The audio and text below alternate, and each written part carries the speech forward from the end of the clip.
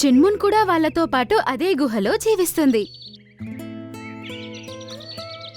మిట్టు, నాకొక విషయం అర్థం కావట్లేదు.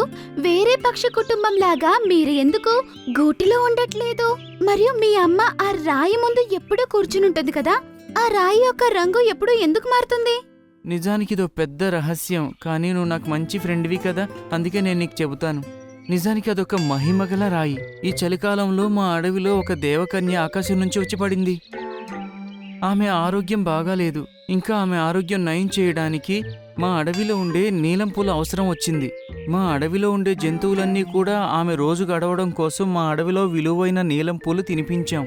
ఆమె కొన్ని రోజులకి నయమైంది. వెళ్లే ముందు ఆమె మాకు ఈ రాయి ఇచ్చింది. ఇంకా ఏం చెప్పిందంటే వేసవి కాలంలో ఈ రాయి ప్రతిరోజు ఒక కొత్త రంగులోకి మారుతుందని.